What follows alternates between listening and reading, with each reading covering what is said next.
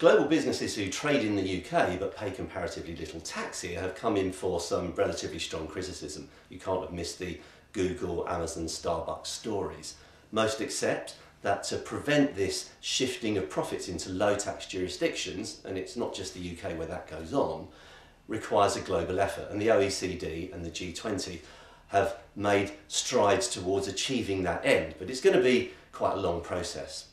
The UK has taken a step a little out of sync with the global effort, only in that it's been taken a little earlier, with a carrot and stick kind of approach. So the stick part of that approach is the diverted profits tax. Broadly speaking, if a company trades here but pays an effective rate of tax here that is far, far lower than the headline rate of tax, and that can't be explained by legitimate use of the legislation, i.e. to do with some form of profit shifting, then the intention here is that from the 1st of April we'll be able to apply the so-called diverted profits tax of 25% to that diverted profit.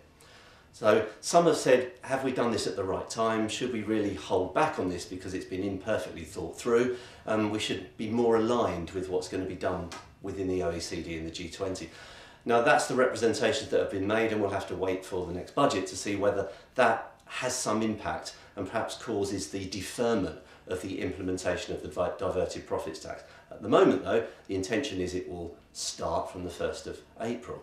Now the carrot part of preventing global tax avoidance is the fair tax mark. Now here, this is a kite mark, a kind of a good tax paying kite mark that companies can apply for, provided you fulfill all of the necessary conditions, which includes a commitment to not enter into any aggressive form of tax avoidance, to pay a rate of tax that, save for legitimate use of reliefs and exemptions, is pretty close to the headline rate of tax. You will get this fair tax mark, and the way it's presented is that if you have this mark, especially in a competitive market, individuals are going to be more likely to do business with you than a company that doesn't have a fair tax mark, because you're overtly a good tax-paying company and one that sort of is committed to this country. We'll have to see whether it delivers the commercial benefits. Only one major company, the SSE, the Scottish Energy Company, has achieved this so far, but it's interesting to show that, you know, as well as getting down on companies with tougher taxation, there is this incentive to say, I'm a good tax-paying